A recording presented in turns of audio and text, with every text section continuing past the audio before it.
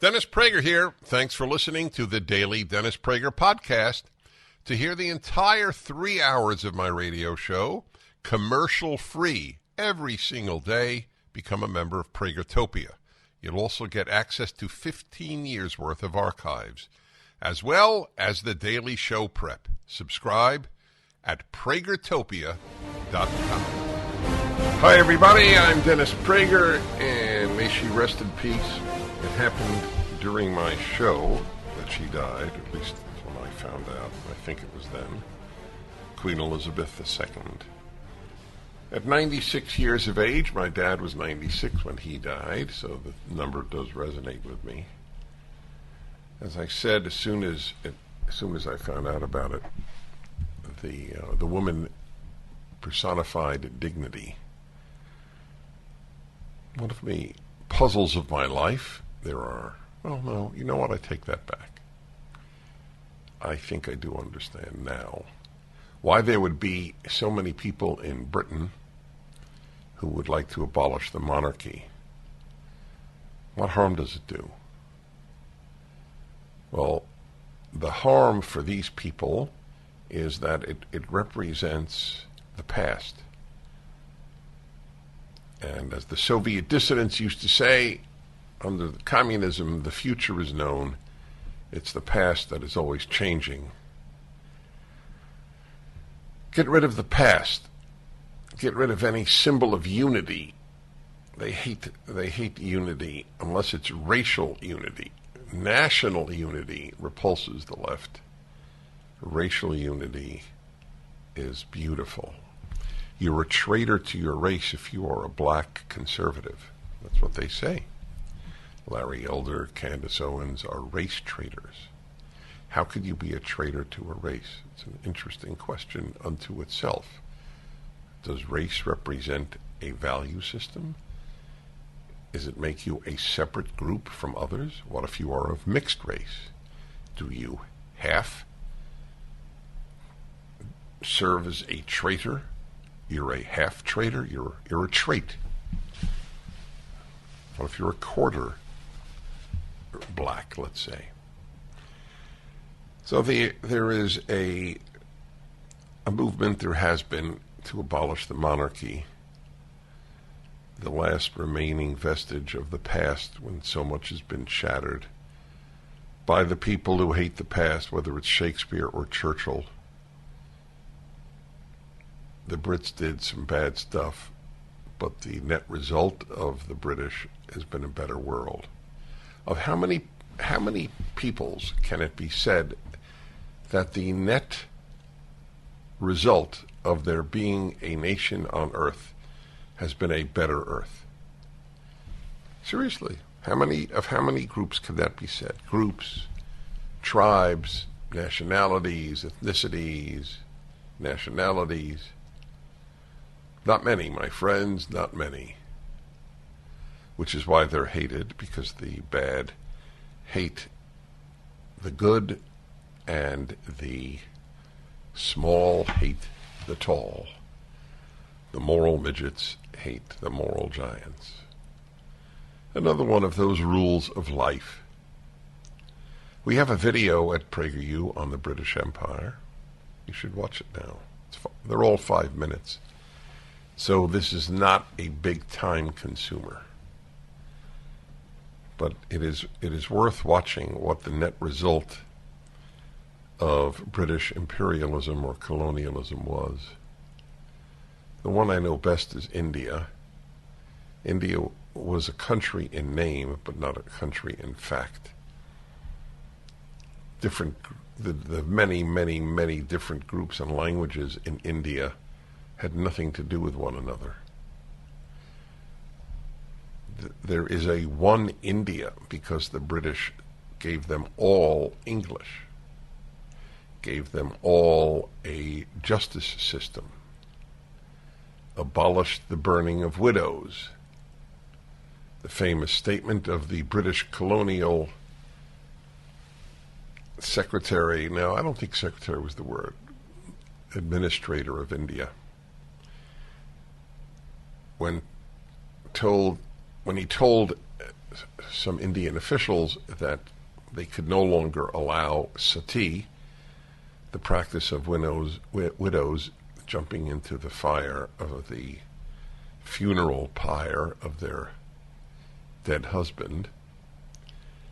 The story goes that the Indian officials said, well, that is our custom here in India, to which he said, well, we have a custom in England to hang people who burn widows. And that ended sati for the most part in the land, in the country of India. I'm not a fan of the successor, her son, King Charles II now. I hope I am wrong.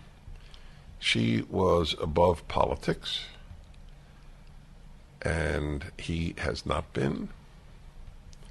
And you don't have to guess what his politics are. You can assume. It transcends guessing, and it moves into the realm of assumption. He is a product of the 60s. Very, very keen on fighting climate change so that his fellow citizens cannot afford to heat their homes in winter or cool them in summer, because it has no effect on him, obviously, or on any of the environmentalists. They're almost all rich, bored people.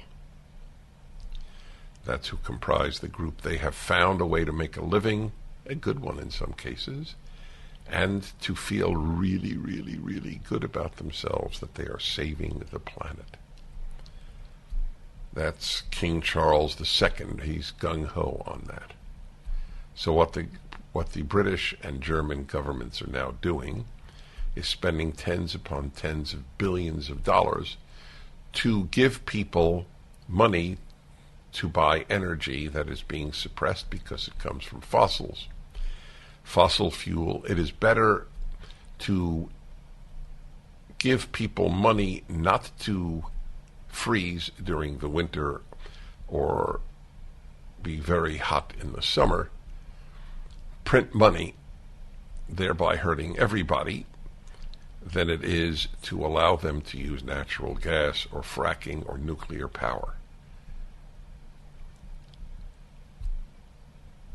I can only say about the left that they have been one of the single greatest forces keeping me religious.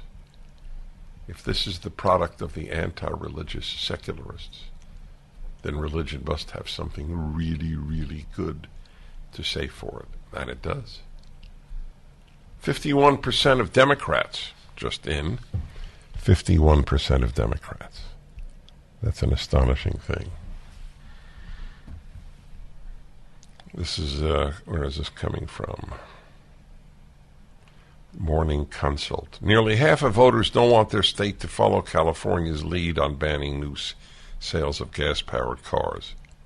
Yeah, but nearly half don't want means more than half do want. I fear for my state in 2035. But the companies that all woke have announced that electric cars, we don't have enough electricity now with gas-powered cars. Alan says King Charles II, he's right. He's right. I mean, the third, he's right. It's King Charles III. My apologies to King Charles III. I assume, though, that people will just say King Charles as they did with Queen Elizabeth. She was the second, but people always said Queen Elizabeth. King Charles, I believe he's in his 70s. Has anybody ever ascended to the throne of Britain who was that old, I wonder? She had the longest reign. You should see pictures of her when she was younger. Quite an attractive woman. She stayed attractive, obviously giving the ravages of quite old age in her 90s. Charles is 73, right? Indeed. 1-8-Prager-776. The attacks on Queen Elizabeth in the New York Times and elsewhere. Of course, the famous or the infamous one. Let me find you that. By a professor who wrote that she hopes that Queen Elizabeth suffers terribly in her dying days. I'll read to you about that. I'm pretty sure that you're familiar with it. University professor wished Queen Elizabeth an excruciating death. Jeff Bezos attacked her. History repeats itself, and we're seeing that play out with inflation. When Jimmy Carter took office in the late 70s, gold sold for $140 an ounce. By 1980, the price of gold topped out at $870 an ounce. If today's market performs like it did when Carter was in office, the price of gold could skyrocket from $1,800 an ounce to $9,300 an ounce. This is Dennis Prager for AmFed Coin and Bullion. Don't miss out on a great opportunity to purchase precious metals while the prices are still stable. If history repeats itself, we'll see a run on gold, silver, and platinum that will certainly drive up prices. Be smart and buy now, as I am. At AmFed, you're dealing with specialists who provide you with personalized attention, honest information, and sound advice. You'll never be pressured into buying outrageously priced so-called collectible coins or anything that you don't need. Take advantage of today's prices. AmFed Coin and Bullion, 800-221-7694. AmericanFederal.com, AmericanFederal.com. So here is the story on this professor. A university professor wished Queen Elizabeth II an excruciating death, and she was promptly slammed by Amazon founder Jeff Bezos. I heard the chief monarch, this is what the woman said, a Professor Uju Anya, which comes from Nigeria, came to the U.S. at 10. She's another one of these famous ingrates, infamous ingrates, like Ilhan Omar and the others. I heard the chief monarch of a thieving, raping, genocidal empire is finally dying. Uju Anya, an associate professor of second language acquisition at Carnegie Mellon University, wrote in a tweet yesterday, "May her pain be excruciating." The world's third richest man then quoted Anya's tweet and wrote, "This is someone supposedly working to make the world better? I don't think so. Wow." Well, she's your run-of-the-mill professor, as it happens. She's just more honest and open than many. In her follow-ups to her initial post elsewhere, the Carnegie Mellon professor defended her tweet in explicit terms. After one Twitter user wrote, you stink," she responded, "Can I use you don't see this article. Can I say the P word on the women genitalia term?" Yeah, I guess so, because you can't say it? No, please don't is not the same as can I. If I say it, you'll dump it? Okay. I'm not attacking Sean here, but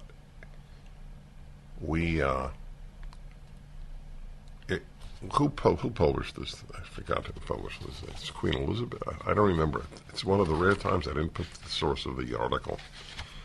Anyway, they put the word in, and I believe in using the original language to give you an idea of the low moral state of the user, but it is what it is. So somebody wrote, "You stink," and she responds, the professor, "You mean like your P word?" I mean, this is the level of this woman, a professor at Carnegie Mellon University. She is not atypical of the state of the professoriate at our time. She is only more outspoken. Anya also doubled down in a response to Bezos, posted just minutes after Elizabeth's death was confirmed, writing, May everyone you and your merciless greed have harmed in this world remember you as fondly as I remember my colonizers. So she comes from Nigeria. That was her statement to Jeff Bezos. And Nigeria was colonized. What she writes about that is that it was genocidal. Now, I don't recall any British genocide in any of its colonies, let alone Nigeria. So I would be very curious to know what she is referring to. Because if you throw around the word genocide, then the victims of real genocides are being deprived of the status of suffering that they underwent. To overuse genocide is to cheapen the word out of existence. Twitter later took down Anya's initial tweet for violating its rules, which bar, quote, wishing or hoping that someone experience physical harm. Anya and Carnegie Mellon did not immediately respond to requests for comment. Carnegie Mellon, if it makes a comment, will say something to the effect that Carnegie Mellon treasures freedom of speech, as if this were directed at a minority, let us say. If some right-wing professor had wished a figure, a black figure, or Hispanic figure, gay figure, an excruciating death, Carnegie Mellon would say, oh, we have free speech at our university. Maybe they would. When another user asked why she would wish Elizabeth dead, the professor wrote, I'm not wishing her dead. She's dying already. I'm wishing her an agonizingly painful death like the one she caused for millions of people. If anyone expects me to express anything but disdain for the monarch who supervised a government that sponsored the genocide that massacred and displaced half my family, and the consequences of which those alive today are still trying to overcome, you can keep wishing upon a star. So the British government sponsored a genocide that massacred and displaced half her family. That's Nigeria. Look, I'm very curious to know. She has a chance to educate the public. When and where did Britain commit genocide in Africa? The Belgians did in the Congo. That's correct. Belgians were a pretty sadistic group. But I don't know that the British did. So this would be an educational moment. According to an interview with Anya that Carnegie Mellon published in January, the linguistics professor was born in Nigeria, a British colony, until 1960. She moved to the U.S. when she was 10, attended Dartmouth College, Brown University, and the University of California, Los Angeles. This woman is a product of Dartmouth, Brown, and UCLA, not of British genocide. The Dennis Prager Show. MyPillow is having their biggest sheet sale of the year. You all have helped build MyPillow into the amazing company that it is today. Now Mike Lindell, inventor and CEO, wants to give back exclusively to his listeners. The Percale and Giza Dream bedsheet sets are available in a variety of colors and sizes, and they're all on sale for as low as $29.98 with our listener promo code. Order now, because when they're gone, they're gone. The Percale and Giza Dream sheets are breathable and have a cool, crisp feel. They come with a 10-year warranty and a 60-day money-back guarantee. Don't miss out on this incredible offer. There's a limited supply, so be sure to order now. Call 800-761-6302. Use the promo code Prager. Or go to MyPillow.com, click on the radio listener square, and use the promo code Prager. Hi, everybody. Dennis Prager here. Response to the Young Turks, it would bring me great joy to debate both or one of you. So it's a lie that I wouldn't debate you. I said it in the beginning that I would. I would go on your show, but you announced that you would not have me on your show. I don't blame you. To have all your left-wing viewers hear me would be a shock. Shock. Because they never hear us. We hear you, we hear the left all the time, so there's no shock. You're totally invited to come on my show. Okay, so I hereby accept the invitation, which you had originally said you would never make or be receptive to if I made, which I made from the beginning. So, the ball is in your court. Do you want to come on my show, or would you like me on your show? Oh, both. Whatever you want. You name the time, I will do it. Okay, we'll see what happens, my friends. I can't wait to play. We don't have the time today. I'm going to have to devote an hour to the latest attack on me. So this has gone international. I said that nice people can do horrible things. I've said this for years now. Never confuse personal niceness with not supporting evil doctrines. They were nice people who supported the most genocidal idea, that is, most genocidal movement in history, communism. Some of them were nice. That's all my lesson is. It starts with all the nice people who vote for the left, who were destroying the United States of America and Western civilization. Okay? All the liberals, many of whom are nice, vote for despicable human beings who are crushing the finest country ever made, like the Young Turks, who hate the greatest country ever made. Would they be prepared to ever say that? What is the best country ever made? I'd like to ask the Young Turks. I have no idea what their answer would be. By the way, she said she would bet anything that I'm fully vaccinated, because I said the unvaccinated were the most hated group in America since slavery, which was true at the time. They couldn't go to school, they couldn't go to work, they couldn't do almost anything. The hatred of the unvaccinated, it's amazing how our memories are so short. I'll bet anything Prager is fully vaccinated. Well, if she's referring to the vaccines my parents gave me when I was a child, that's true. But if she's referring to anything having to do with COVID, I didn't take one vaccine. It was well known to my audience, and I did take therapeutics, ivermectin and hydroxychloroquine with zinc. I got COVID twice, and I was fine twice. Just for the record. The assumptions that they make. Oh, I can't wait to play it for you. This was a new one. I hope I can use this word, Sean. Did you hear the broadcast that you just played for me? I'm a Christian licker. She found out I'm a Jew. I cannot say that? There's a lot I thought there were 6 words you can't say, or 7. Oh, what about backside liquor? Can I say that? I lick Christian backsides. Yes, this is. Yes, no, the left has attacked me as being a Christian lover. Can you think of something worse? Yeah, that's right. The people who founded this country, I have great admiration for. They weren't founded by the left.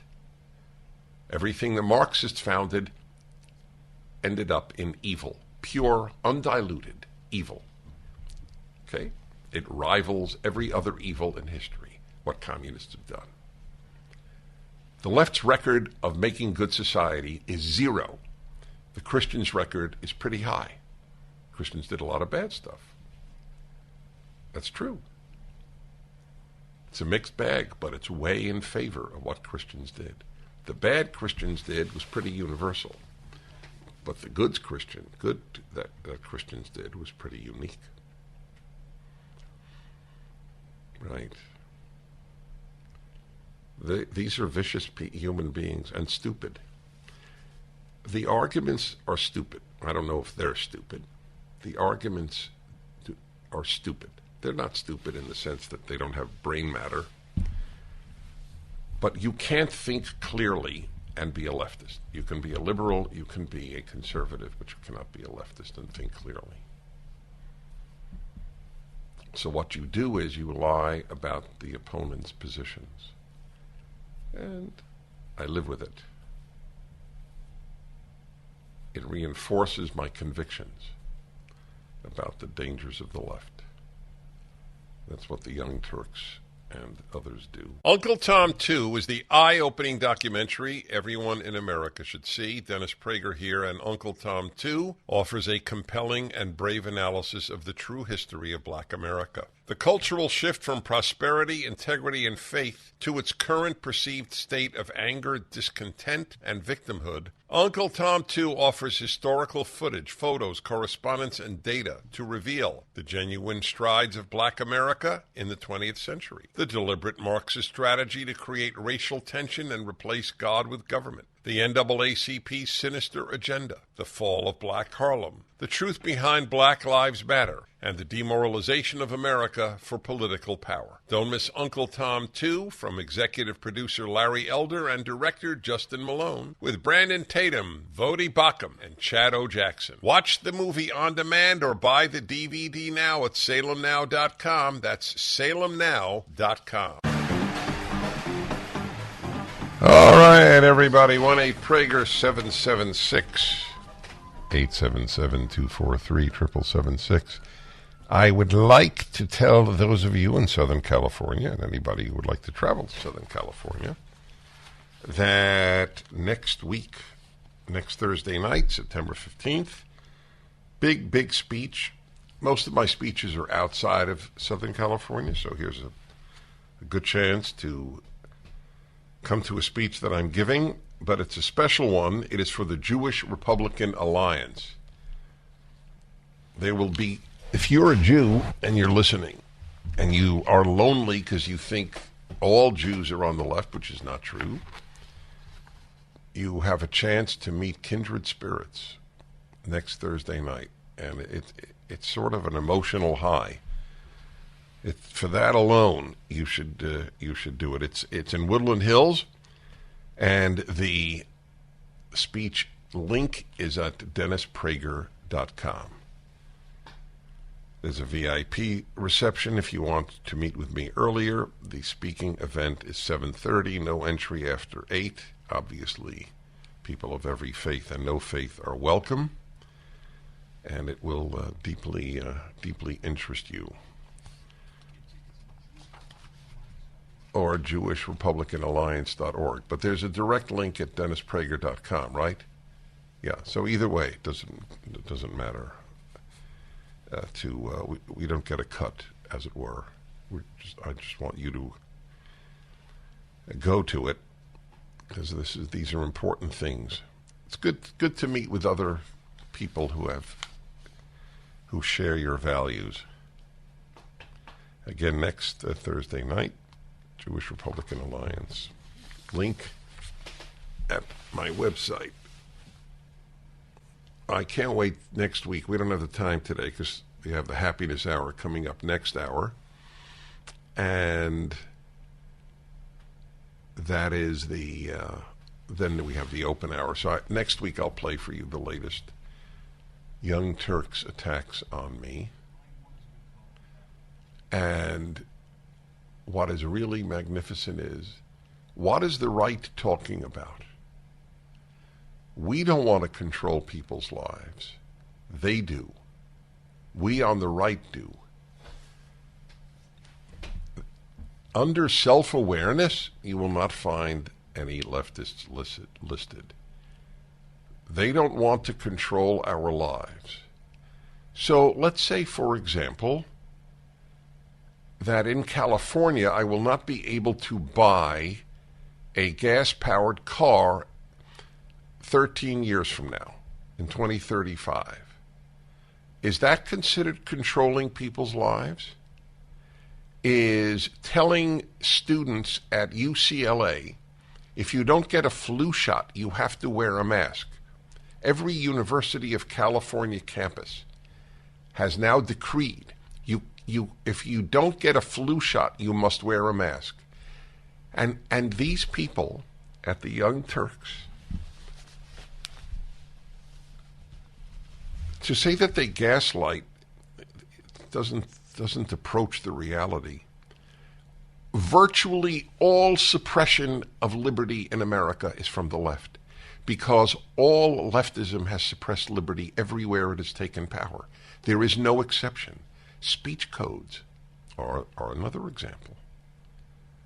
Oh, we don't control other people. Oh, what are you talking about? But if you don't use a preferred pronoun, you can be fired. Oh, we don't control other people at all, not us. You can't open your store. Who is for that for 2 years or nearly 2 years? Don't open schools. But all they come back is with abortion, abortion, abortion. Give me another example other than abortion. People on the right happen to believe that there are two lives involved, the mother and the child. It's not exactly controlling you. It's controlling you in the same way that you don't allow stealing. They do allow stealing if it's under $950. It's basically allowed on the left. That's a separate issue. Yes.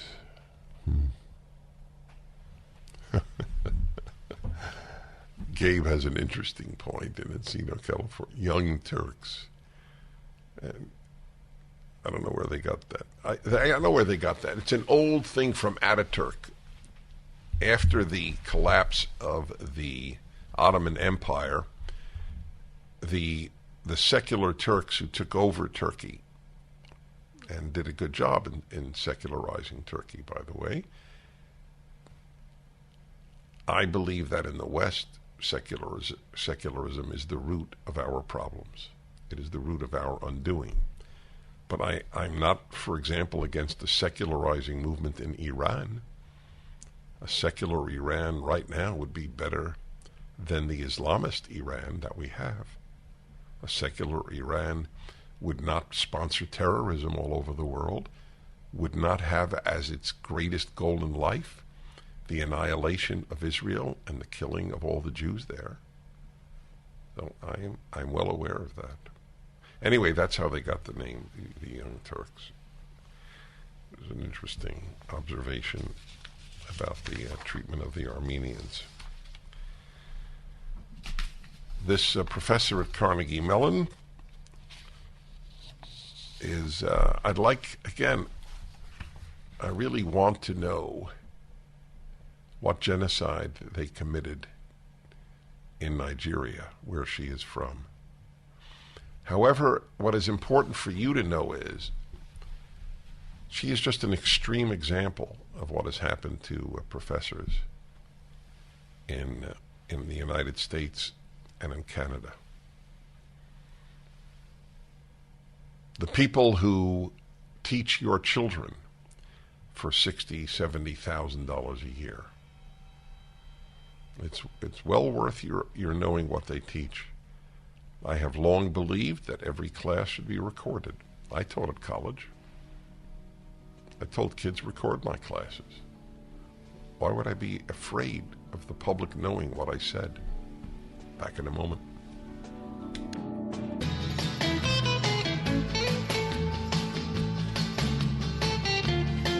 Hey, I'll bet you expected me to sing along, eh, folks? I want to keep you on your toes.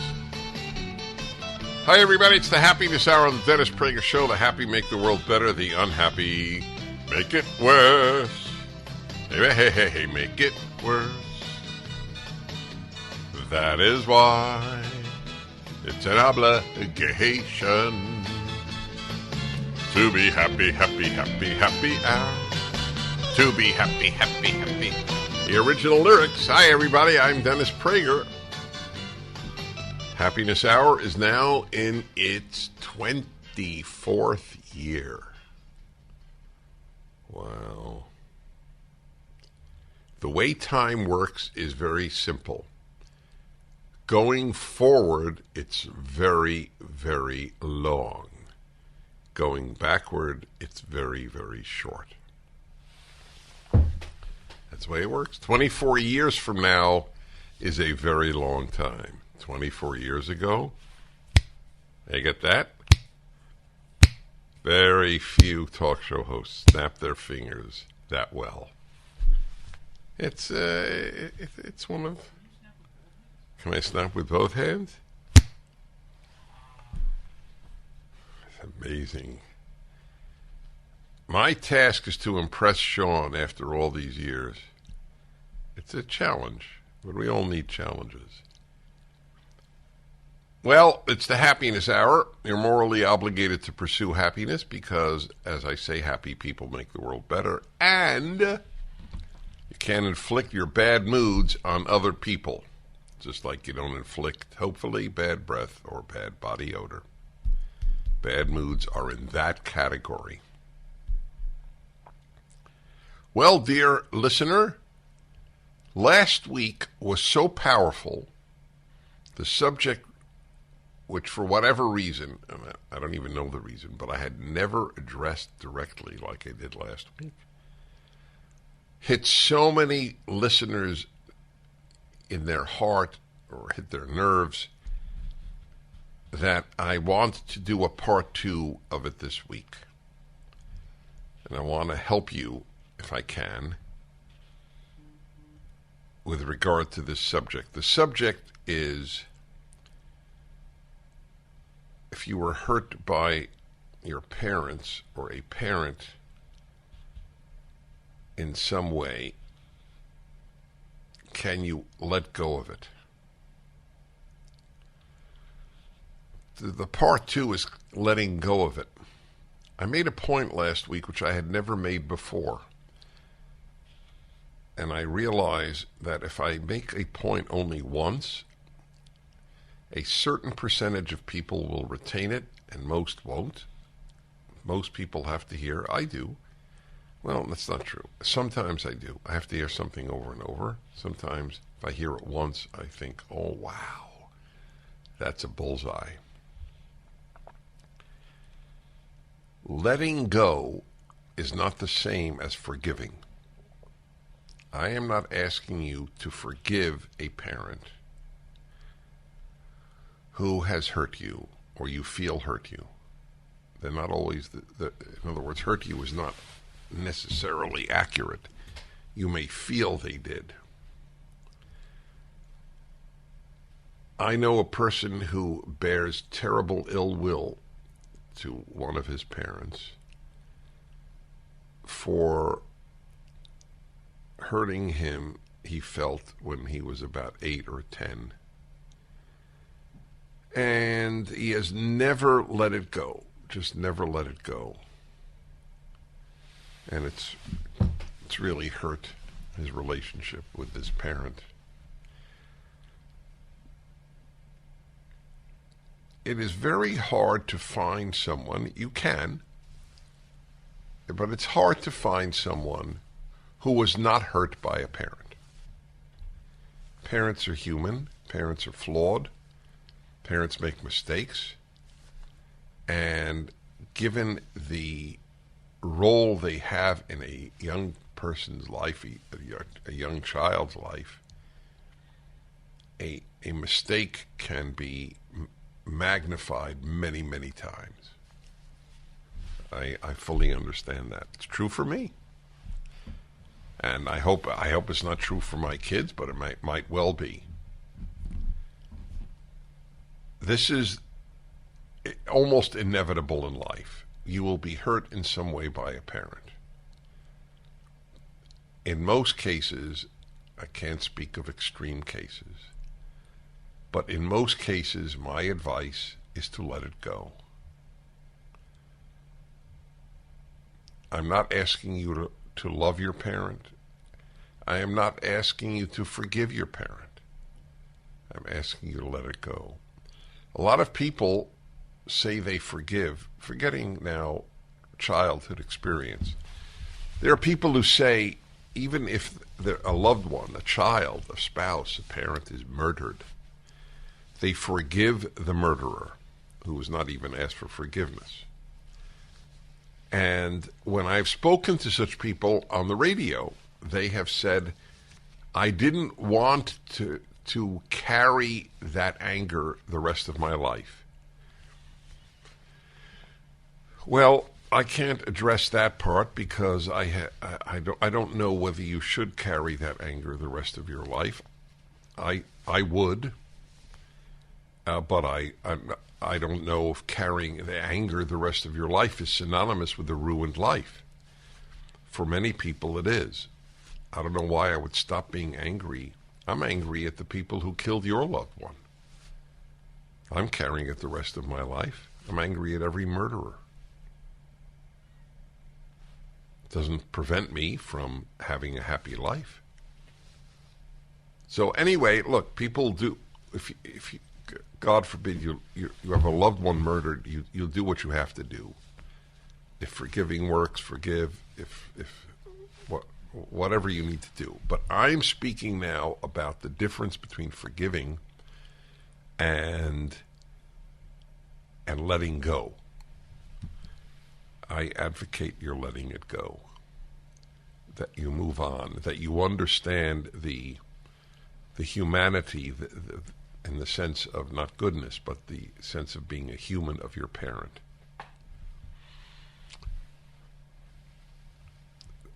Why have you not been able to let go, or did you let go, and what advice would you give to others in doing what you did? That's the subject, letting go or not being able to let go. That's the subject as well. 1-8-PRAGER 776 877-243 776.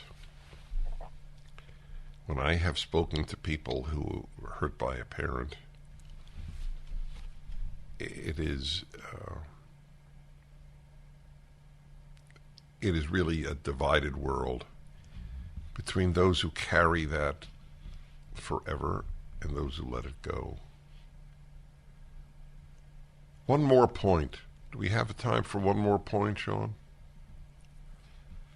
So one more point.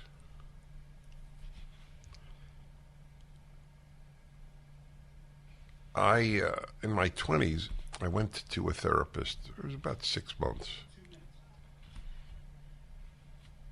And I had just been divorced, and I wanted to figure out, what did I do wrong? If I did anything wrong. It was mutual. It was very amicable. We remain very, very good friends with a great child who's now a father himself.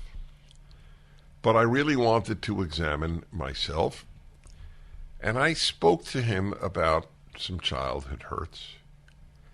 And I will never forget, obviously, I will never forget because it's a long time ago and I haven't forgotten. And he said he was like Freud. He looked like Freud. He was Austrian Jew like Freud. He had a German accent like Freud. It was quite something. He goes, Mr. Prager, I just want to say that if we had video cameras at that event, it might not be exactly like you remember it. It blew my mind. I had this childhood memory of events, and maybe they weren't fully accurate. Never dawned on me that they might not be fully accurate. I've always some are certainly fully accurate, but I'm not sure that all of them are. For your sake, I'm not doing this for the parents' sake. I'm doing it for your sake. You've got to try to let it go. All right, I'll take your calls. The Dennis Prager Show. Don't let them in, don't let them see. Be the good girl you always have to be. Conceal, don't feel, don't let them know. Well, now they know. Let it go, can't hold it back. Wow, this proves Sean listens to my show. Let it go. I'm touched. I am really touched after all these years. He still listens. He's paid to listen, however. So I don't know what to make of that. Let it go, eh? Let it go. I think there's another song, Let It Go. I don't think this is the only one. Happiness Hour every Friday, the second hour of my show. This is a big topic. I did part 1 last week. This is part 2. I could do part 30. Not letting go of hurts from your parents, things they said, things they did, things they didn't do. It is so helpful if you can let it go. I'm not even saying you should forgive them. That's your call. And if that's the only way you can let it go, then forgive them. I'm worried about you. That's the purpose of this happiness hour. Okie doke. We have a lot of interesting stuff. Jake in Minneapolis, hello. Hi, Dennis. It's a pleasure to speak to you. Thank you. Yeah, you kind of just answered my question. I was going to ask you if you can utilize forgiveness if there's no other way to reconcile the past with a parent who certainly harmed you in your childhood. And you kind of just answered that, and I was just... And by saying what? What did I say that answered it? You said if you can't move on, just use forgiveness, or just forgive them and move on. And I guess my question... Well, no, I said if the only way you can let go is to forgive, then forgive. I'm not advocating that people forgive their parents. I mean, if the parents apologize, it might well be the right thing. And it might well be... I know a woman abused by her father, and she forgave him, and she is a very happy, stable individual.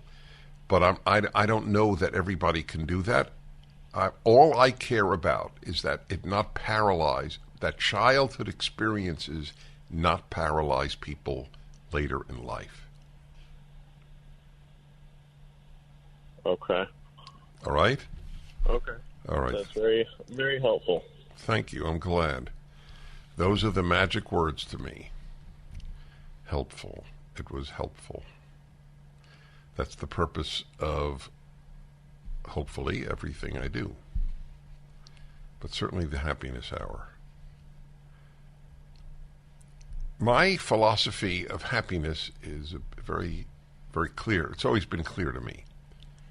When I say it, it will sound almost simplistic, but I don't tend to say things that are simplistic. I do try to say things that are simple. I don't want to be unhappy. I never wanted to be unhappy. I can't stand being unhappy. I have one life to live. I don't want to be an unhappy human being.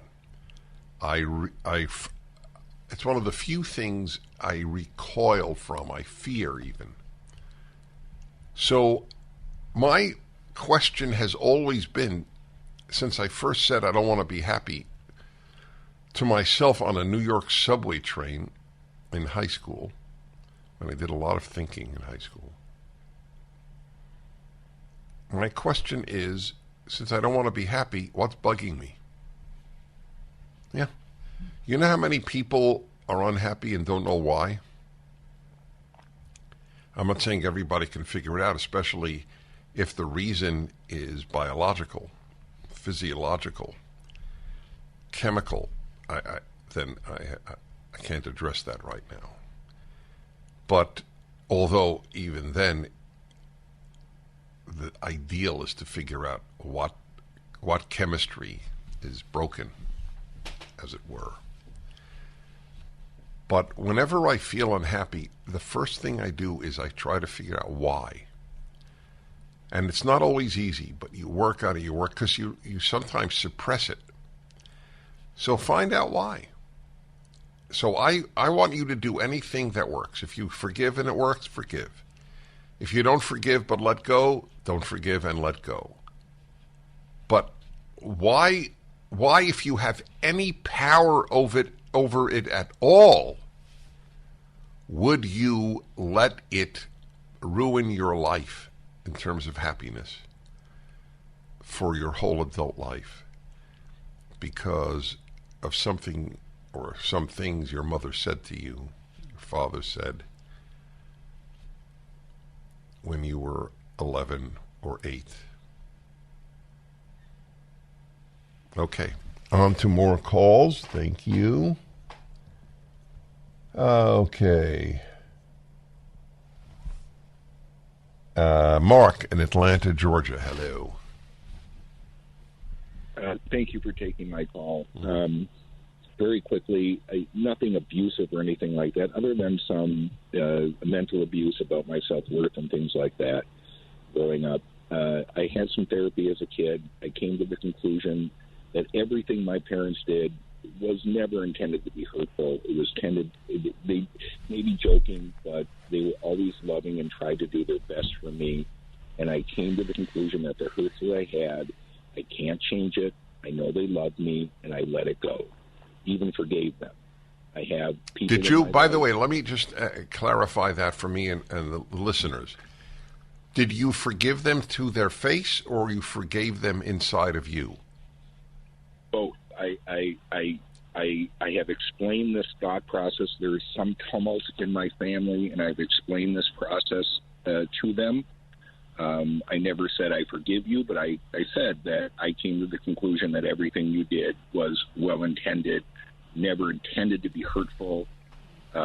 You said this to them? Yes. And how did they react? They were grateful.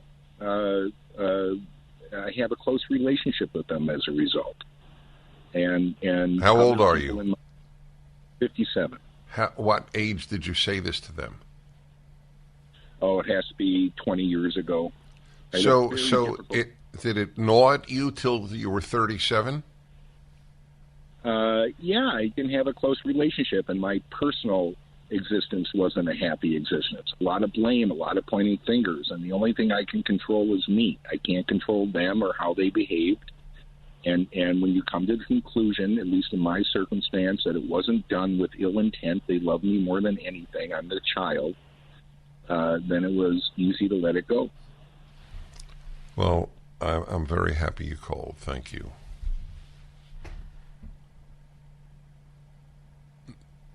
For those who can't do that, my advice is what I began the hour with. Let it go to the best of your ability, and in my opinion, one has great ability to do that.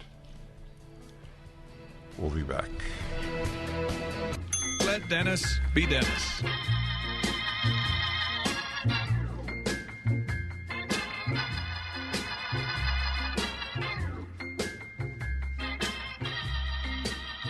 This is it, everybody. The hour you set the agenda. What is on your mind? Whatever's on your mind. Especially if it concerns cigars, classical music, audio equipment, photography, and I'll tell you the fifth.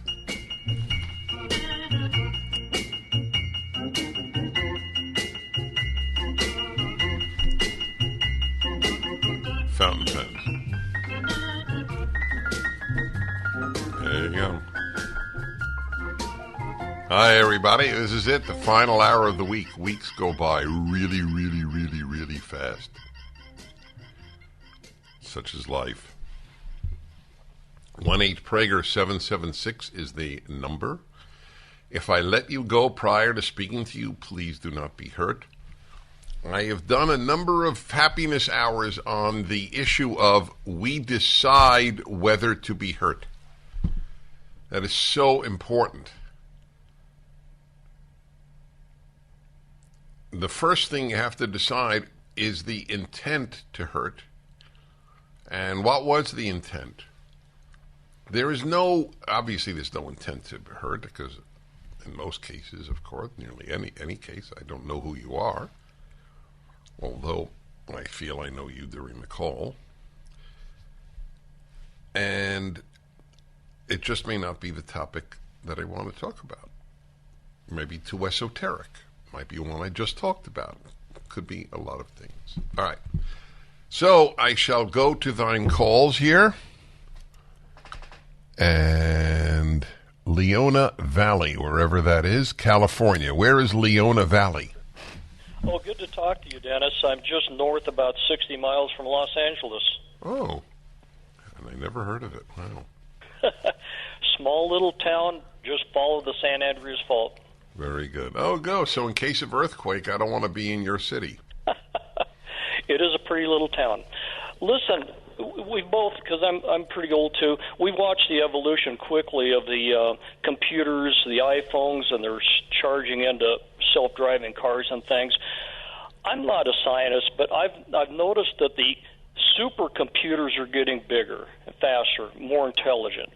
And I listened to you 2 months ago when you were talking with, I think, Charles Kloffhammer about deism versus atheism, and his response was that this whole subject is just over the ability of the human mind to grasp. And that's how I feel. I think it's just the cause of the universe and our purpose in it and what we're supposed to do with it is beyond our scope. And I want your opinion if it might be the HAL 9000 computer that touches the hand of God. All right. Thanks for calling. Appreciate your call.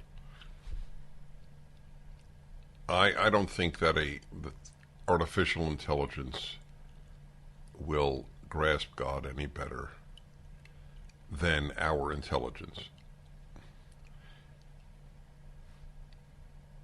I don't know why it would. Well, I can't conceive of what it would come up with that we have not already thought through. Anyway, artificial intelligence is what we program it to be.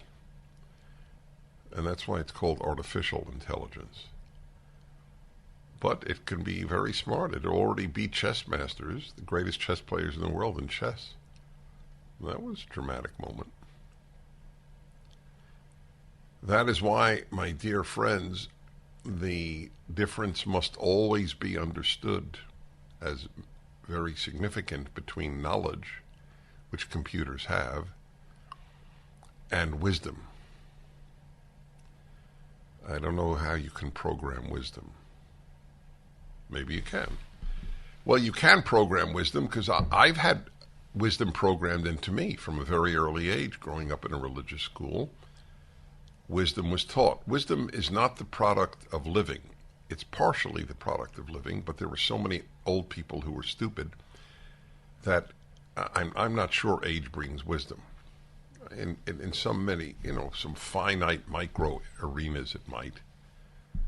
But there are old fools and there are young fools, and there are old wise people and young wise people. I had wisdom at 15, not because of innate gifts, but because I was taught it. I wrote a piece on that recently that I had my fellow students and I at our religious Jewish school had more wisdom than the average kid at Harvard, than the average professor at Harvard. That's a big claim, but there's no doubt in my mind it's true, which proves that secular institutions do not give wisdom.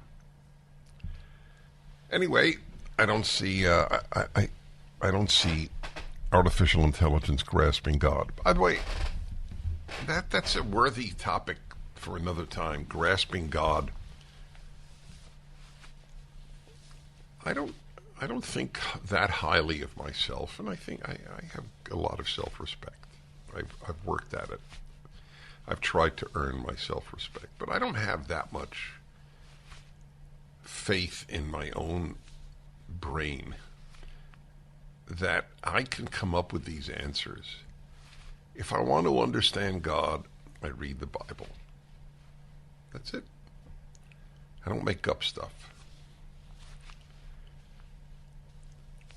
Interestingly, I have come to realize, writing my Bible commentary, called The Rational Bible, Volume 3, by the way, the third of 5 volumes, is coming out next month. I have a huge event at the Museum of the Bible, first week of October. You are invited to come from anywhere in the country. It is really going to be a special day. The book is Deuteronomy, the fifth of the 5 books, but it's the third of my publication, of my writing. I did not write them in order, 1, 2, 3, 4, 5. Anyway, there's information on coming to that event on my website, DennisPrager.com. Those are the kinds of things that you're happy you did. You're happy, do you want to spend the money? Do you want to travel? I mean, these are things that prevent people from very rich experiences. Get a special tour of the Bible, too, aside from the time with me, and I will broadcast my show from the museum. It'll be quite a day. 4 weeks from now.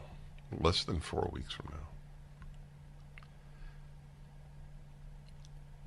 My larger point is, it is not the death of God that is the real problem for the West. It's the death of the Bible. Nobody talks about that really as much as the other, and I understand that. Neither did I till very recently. You can believe in God and be a fool, but it's pretty hard to believe that the Bible, especially the first 5 books for Jews, and I think even for Christians, they have a special status. The Torah is ultimately divine, a divine creation. That can help you with wisdom. Okay, let's see.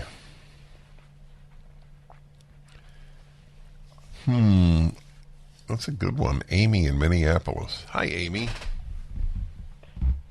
Mr. Prager, it's an honor. Thank you. Any advice on how to become an interesting person?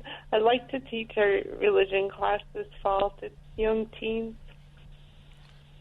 You know, this is such a great question, and I don't think it was ever asked. So, you'll love this. You really, if we gave out cigars for calls, you get a cigar. So, I try to Zoom or Skype or whatever with my grandson every week, because we live different coasts. And I try to teach him, I try to offer him wisdom. And usually I use a biblical text, something I've written on usually, but not always. And just this week, it was about being interesting. And I told him a major discovery that I made, and I'm going to keep you on, so don't go away while we take a break. The single most important element in all communication, musical, because I'm into music, as well as speech and writing, you must be interesting. Back in a moment. Is that ever true? Hi, everybody. Dennis Prager here. The Whatever's on Your Mind hour. Amy in Minneapolis has asked one of the 10 most important questions you can ask. I should make such a list, by the way. How do you become interesting?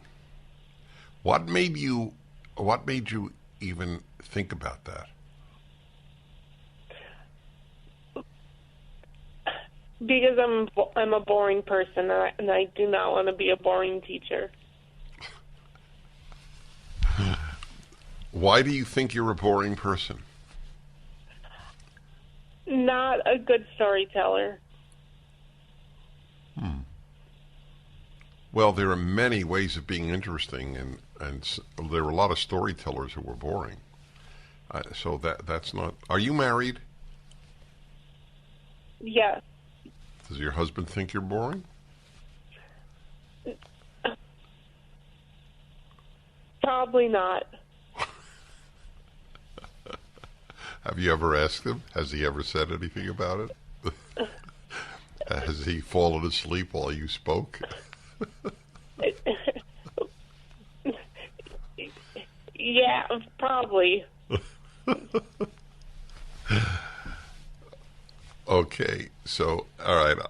I really thank you for calling. Oh, that is precious. I have never had anybody, I've had everything, 40 years of talking to people, or with people to be precise. You hear everything. I'm boring is I think is a first. By the way, I use that term with my kids. Once each. And you should all use this with your child. If they say they're bored, say, no, you're not bored, you're boring. So I heard it once and never again from my kids because they knew exactly what I would say. So back to my theory on interesting. I could do an hour on this. So I realized that the secret to communication is first and foremost, you must be interesting. You could say the most important things possible. You will not be heard if you're not interesting. Now, how do you become interesting? That was the question that Amy called up to pose. Well, she's going to teach a class. I forgot what she said. It was a Bible class? I don't remember. Well, I'll tell you, if you teach a Bible class, just use my commentary, and I promise you'll be interesting. It'll just provide you with so much, literally years worth of material. But aside from that, although not fully aside from that, find something interesting to use if you don't want it just to come from you.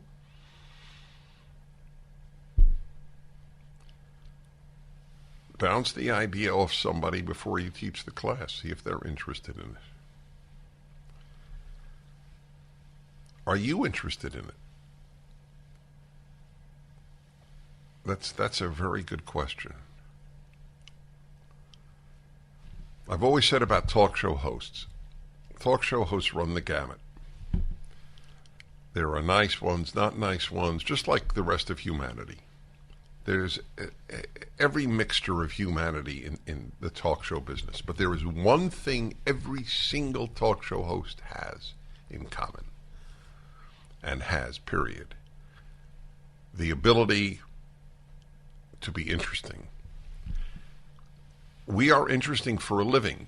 If we don't hold your interest, we lose our job. Anyone who deals with other people should think that way. If I'm not interesting, I'll lose my job. Well, there are jobs that don't entail your being interesting, I would presume. A computer programmer, I guess, doesn't have to be interesting. But anytime you communicate, you do. Okay, let's go.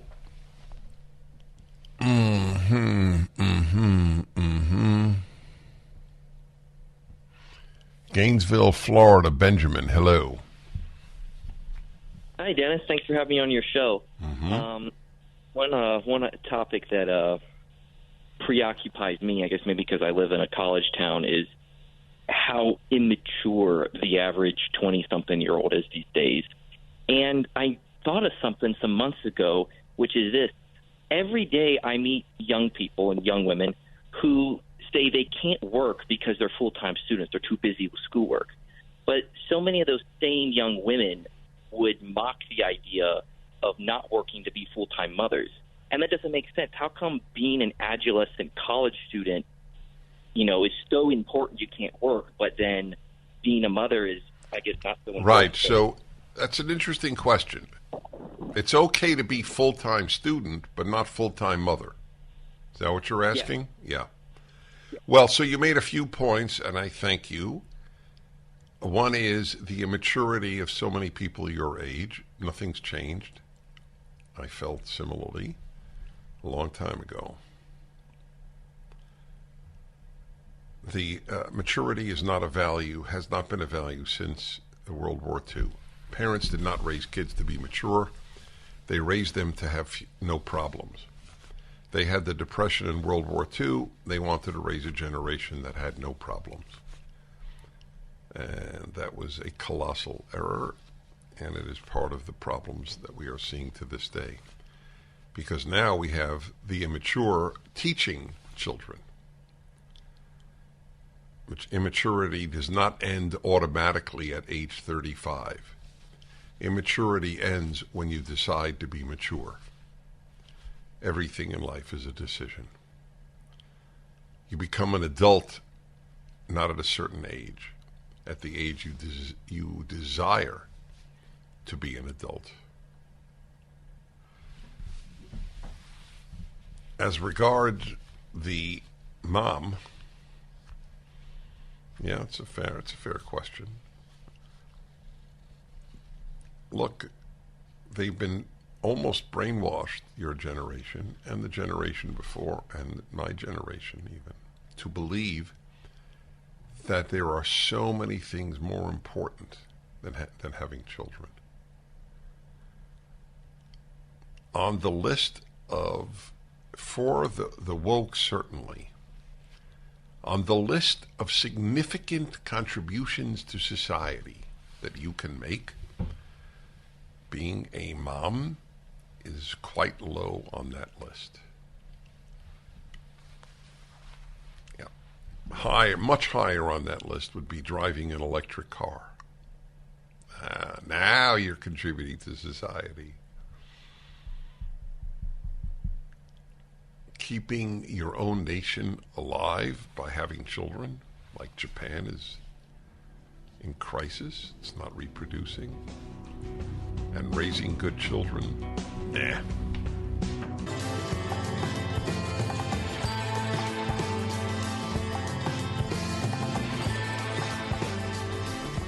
You know, out of nowhere, while talking to a caller, I came up with a new saying about the left, which is as good as everything the left touches, it destroys, which is true. Here it is. If it ain't broke, break it.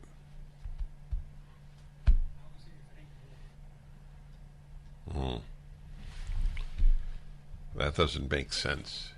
Oh, yeah, it does make sense. If it ain't woke, break it. Yeah, that's true. Okay, let's go to more of your calls. It's the What's on Your Mind hour. Okay. Dallas, Texas, Colin, hello. Dennis, how are you today? I'm well, thank you. Thank you, and thank you for all you do. You are an extremely thought-provoking guy, which makes you interesting when I listen to you. That's fair. My question is, you frequently say that Donald Trump is the greatest president since Abe Lincoln, and I'd like to hear your explanation of why you place Trump ahead of Reagan, particularly in light of Trump's position on free trade and Reagan's accomplishments in confronting and ultimately destroying the Soviet Union. It's a very fair question, and I would never argue with anybody who said Ronald Reagan was the greatest since Lincoln. My point is not in any way to diminish the greatness of Reagan. It's only to state that in terms of accomplishments, he certainly was not as inspired. Well, he inspired many, Trump, to be honest. I can't say. I mean, I certainly found Reagan's personality more ingratiating, to say the least. And he's much more lovable. But in terms of accomplishments, what this man did in confronting the deep-seated, that is Trump, the deep-seated issues in America, that's why they hate him, because he took on for the first time the deep state, which I didn't know existed. That's how out of it I have been my whole life. I didn't know we had a deep state. I thought the CIA and FBI and DIA and all and NIH and CDC, I thought these were honorable institutions. And in large measure, thanks to Trump, I realize how corrupt they have become over time.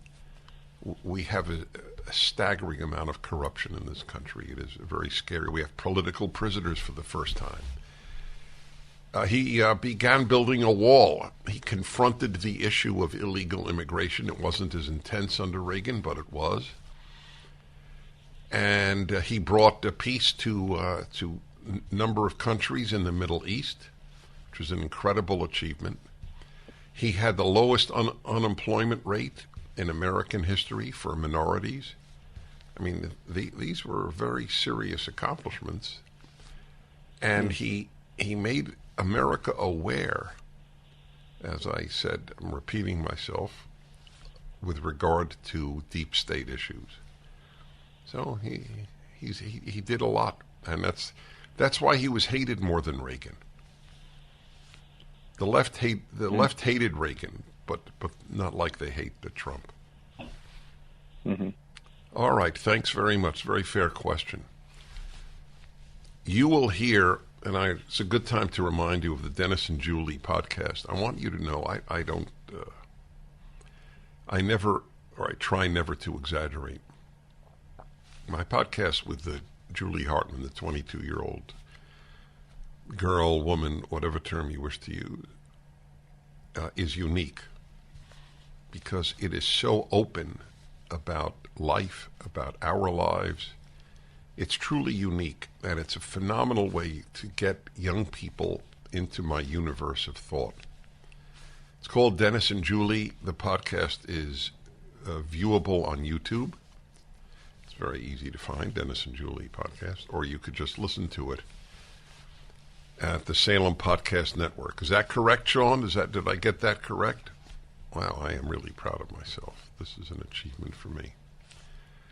Julie told me a story. She is, I hope she's not listening, because she'll be annoyed that I'm telling you this story. Because she's going to say it on the podcast. She was on a date. She was talking to the guy. Trump came up. And this middle-aged woman said, do you support Trump?